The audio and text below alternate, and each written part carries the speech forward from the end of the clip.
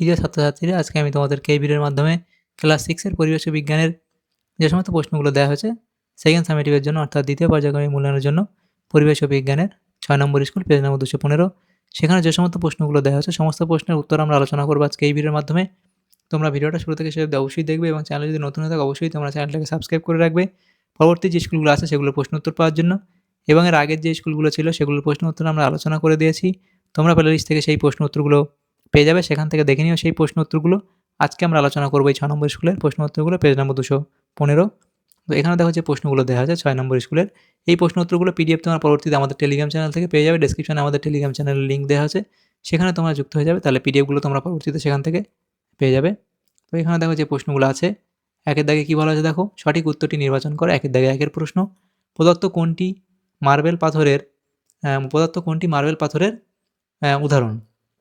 তাহলে দেখো এখানে যে অপশানগুলো আছে, যে পাললিক শিলা, পরিবর্তিত শিলা, আগ্নেয় শিলা নাকি কোনোটিই নয়, তাহলে সেটা এখানে হবে পরিবর্তিত শিলা, অপশান বি। এর পরবর্তী প্রশ্ন, কোনটি জীবাশ্ম জ্বালানি নয়? কোনটি জীবাশ্ম জ্বালানি নয়? প্রাকৃতিক গ্যাস, কয়লা, খড়, পেট্রোলিয়াম, সেটা হবে অপশান সি, অর্থাৎ খড়। পরবর্তী প্রশ্ন, গ্রানাইটের পরিবর্তনে তৈরি হয় তৈরি হয় নিস, ব্যাসল্ট, পিউমিস নাকি কোনোটিই নয়? অপশান এ হবে সঠিক উত্তর, অর্থাৎ এখানে হবে তোমাদের সঠিক উত্তর হবে কোনটা, নিস। এর পরবর্তী প্রশ্ন 4 দাগে বলা আছে, তামা ও টিন মিশিয়ে তৈরি হয় সংকর ধাতুটি হলো ম্যাগনেসিয়াম, ব্রোঞ্জ, সোডিয়াম নাকি কোনোটিই নয়? সেটা হবে অপশান বি, অর্থাৎ ব্রোঞ্জ। এর পরবর্তী প্রশ্ন 5 দাগে বলা আছে, এসআই পদ্ধতি তৈরি করা হয় এখানে কত সালে? সেটা হবে 1960 সালে, অপশান ডি। এর পরবর্তী প্রশ্ন কি, 6 দাগের প্রশ্ন, বিঘতকে কিসের একক হিসেবে ব্যবহার করা হতো? তা এখানে আমাদের দৈর্ঘ্য, আয়তন, ভর নাকি কোনোটি নয়? অপশান এ, অর্থাৎ দৈর্ঘ্য। 7 দাগের প্রশ্ন বলা আছে কি, যে বস্তু সময়ের সঙ্গে কি বলা আছে দেখো, বলা হয়েছে এখানে যে বস্তু সময়ের সঙ্গে স্থান পরিবর্তন করে না তাকে বলে স্থির বস্তু, গতিশীল বস্তু, অচল সচল বস্তু নাকি কোনোটি নয়? সেটা হবে অপশান এ, অর্থাৎ স্থির বস্তু। এর পরবর্তী প্রশ্ন 8 দাগে বলা হয়েছে কি, যে কোনো বস্তুর কাজ করার সামর্থ্যকে বলা হয় পরিমাপ, শক্তি, বিকাশ নাকি কোনোটিই নয়? সেটা হবে অপশান বি, অর্থাৎ শক্তি। এর পরবর্তী প্রশ্ন 9 দাগে কী বলা, 9 দাগে প্রশ্ন কী বলা হয়েছে, একই বল প্রযুক্ত হলে বলের প্রয়োগ ক্ষেত্রের ক্ষেত্রফল যত কমবে চাপও তত, একই বল প্রযুক্ত হলে বলের প্রয়োগ ক্ষেত্রের ক্ষেত্রফল বলের প্রয়োগ ক্ষেত্রের ক্ষেত্রফল যত কমবে চাপও তত এখানে কী হবে, বাড়বে। অপশান এ হবে সঠিক উত্তর, অর্থাৎ বাড়বে। পরবর্তী প্রশ্ন 10 দাগের প্রশ্ন বলা আছে কি, পাস্কাল কিসের একক? ক্ষেত্রফল, বল, চাপ, উচ্চতা, সেটা হবে চাপ, অপশান সি। এর পরবর্তী প্রশ্ন 11 দাগের প্রশ্ন, শরীরের কোথাও কেটে গেলে রক্ত জমাট বাঁধতে সাহায্য করে লোহিত রক্তকণিকা, শ্বেত রক্তকণিকা, অনুচক্রিকা নাকি কোনোটি নয়? সেটা হবে অপশান সি, অর্থাৎ অনুচক্রিকা। এর পরবর্তী প্রশ্ন 12 দাগের প্রশ্নে বলা আছে, মানুষের হৃৎপিণ্ডের সবচেয়ে বড় প্রকোষ্ঠ হলো ডান অলিন্দ, বাম অলিন্দ, ডান নিলয় নাকি বাম নিলয়? তাহলে সেটা হবে অপশান ডি, অর্থাৎ বাম নিলয়। তাহলে এখানে যে এমসিকিউ টাইপ প্রশ্নগুলো ছিল সেগুলো এখানে হয়ে গেল। এর পরবর্তী প্রশ্ন হচ্ছে 2 দাগের প্রশ্ন, অতি সংক্ষিপ্ত উত্তর দাও। 10টা প্রশ্ন দেওয়া হয়েছে এখানে, অতি সংক্ষিপ্ত প্রশ্ন 10টা প্রশ্ন এখানে দেওয়া হচ্ছে, অতি সংক্ষিপ্ত প্রশ্ন 10 নম্বর এখানে নম্বর বিভাজন করে দেওয়া হয়েছে। তো এখানে দেখো যে প্রশ্নগুলো আছে, প্রথম প্রশ্নের মধ্যে আমাদের কি বলা হয়েছে, প্রথম প্রশ্ন বলা হয়েছে কি, এলপিজি এর পুরো কথাটি লেখো। তাহলে এলপিজি এর পুরো কথাটি লিখবে liquefied petroleum gas, liquefied petroleum gas,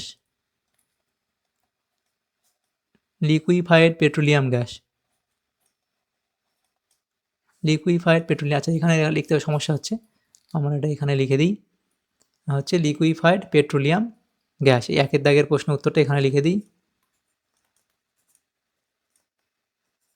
liquefied petroleum gas, liquefied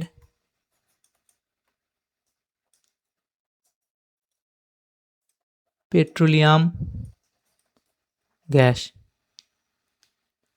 পরবর্তী প্রশ্ন, আচ্ছা লিকুইফাইড পেট্রোলিয়াম গ্যাস। এর পরবর্তী প্রশ্ন কি, 2 দাগের প্রশ্ন বলা আছে দেখো, লোহার প্রধান আকরিকের নাম কি? তাহলে লোহার প্রধান আকরিকের নাম তোমরা লিখবে হিমাটাইট।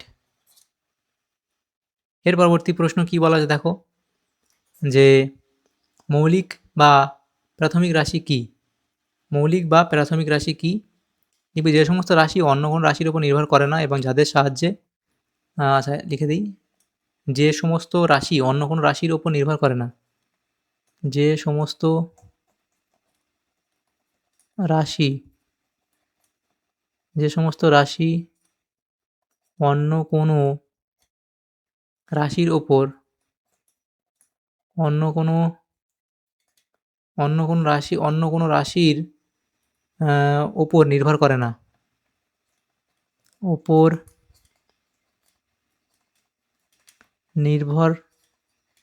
অন্য কোনো রাশির ওপর নির্ভর করে না এবং যাদের সাহায্য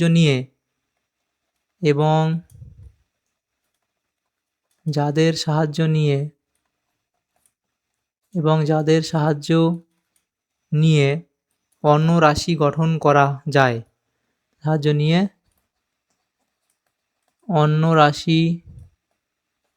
যাদের সাহায্য নিয়ে অন্য রাশি গঠন করা যায় তাদের মৌলিক রাশি বা প্রাথমিক রাশি বলে। লিখে নিও তাদের মৌলিক রাশি বা প্রাথমিক রাশি বলে। আয়তন কাকে বলে? 4 দাগের প্রশ্ন। লিখবে কোনো বস্তু যতটা স্থান বা জায়গা জুড়ে থাকে তাকে ওই বস্তুর আয়তন বলে। 4 দাগের প্রশ্নটা এখানে লিখে দিই। লিখবে কোনো বস্তু যতটা স্থান বা জায়গা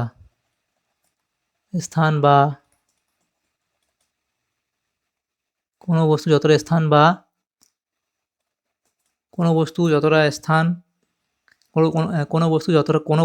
স্থান বা জায়গা জুড়ে থাকে বা জায়গা দখল করে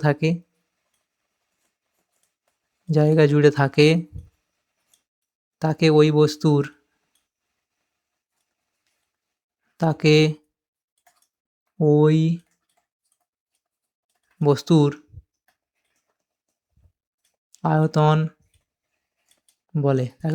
আয়তন বলে। এর পরবর্তী প্রশ্ন কি? 6 দাগের প্রশ্ন। 6 দাগের প্রশ্ন কি বলা হয়েছে? কোনো শক্তিকে আচ্ছা এখানটা বাদ গেছে। 5 দাগের প্রশ্ন, এসআইতে ওজনের একক কী? 5 দাগের প্রশ্ন উত্তর লিখে দিই। এসআইতে ওজনের একক তোমরা লিখবে নিউটন। 6 দাগের প্রশ্ন, কোন শক্তিকে কাজে লাগিয়ে পালতোলা নৌকা চালানো হয়? তাহলে সেটা লিখবে কি? বায়ু শক্তিকে কাজে লাগিয়ে। তাহলে সেটা হচ্ছে বায়ু শক্তিকে কাজে লাগিয়ে।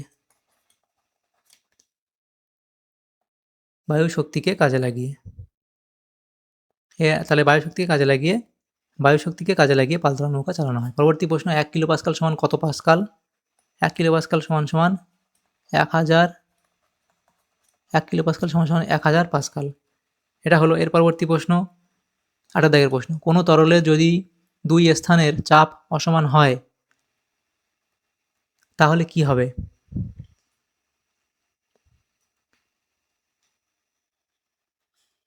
কোনো তরলে যদি 2 স্থানের চাপ অসমান হয় তাহলে কি হবে? লিখবে যে তরল উচ্চচাপের স্থান থেকে নিম্নচাপের স্থানের দিকে প্রবাহিত হবে।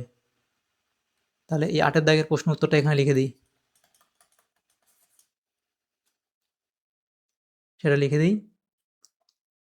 তোমরা এখানে লিখবে কি? তরল উচ্চচাপের স্থান থেকে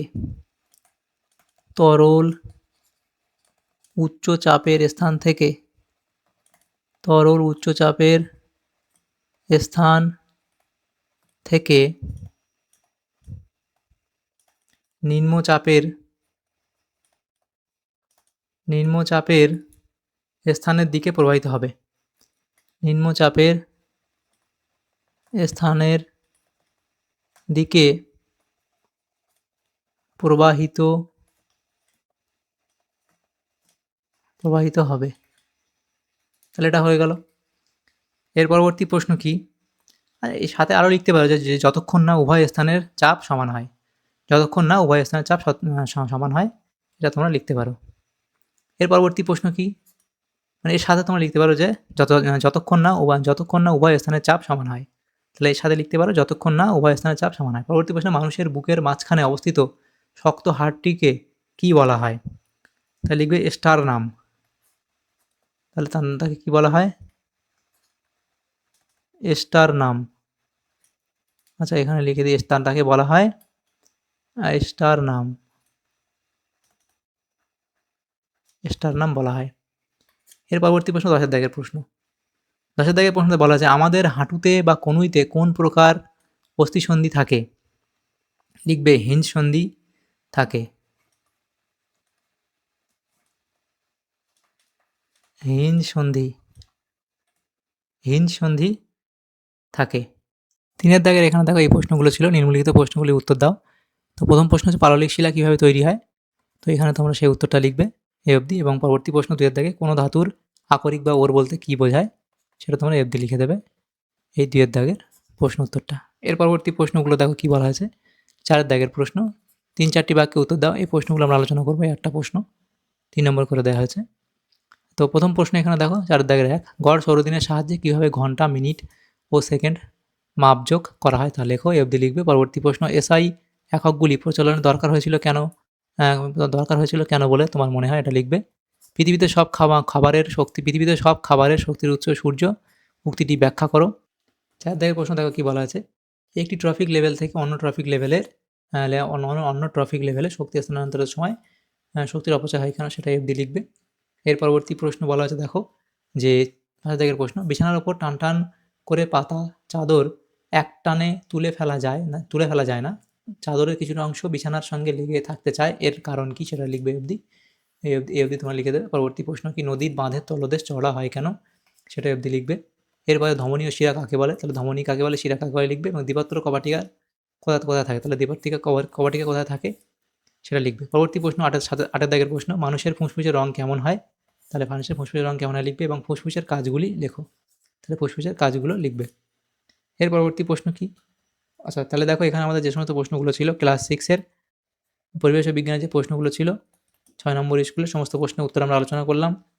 তোমাদের যদি সামান্যতম, তাহলে দেখো এখানে ক্লাস 6-এর যে প্রশ্নগুলো ছিল পরিবেশ ও বিজ্ঞানের সেকেন্ড সামেটিভের জন্য 6 নম্বর স্কুলের সমস্ত প্রশ্নের উত্তর আমরা আলোচনা করলাম আজকে এই ভিডিওর মাধ্যমে। তোমাদের যদি সামান্যতম উপকার এসে থাকে ভিডিওটা অবশ্যই লাইক করবে এবং বেশি বেশি করে বন্ধুদের সাথে শেয়ার করবে। আর পরবর্তী যে স্কুলগুলো আছে সেগুলোর প্রশ্ন উত্তর পাওয়ার জন্য অবশ্যই তোমরা আমাদের চ্যানেলটাকে সাবস্ক্রাইব করে রাখবে। Thank you, thanks for watching.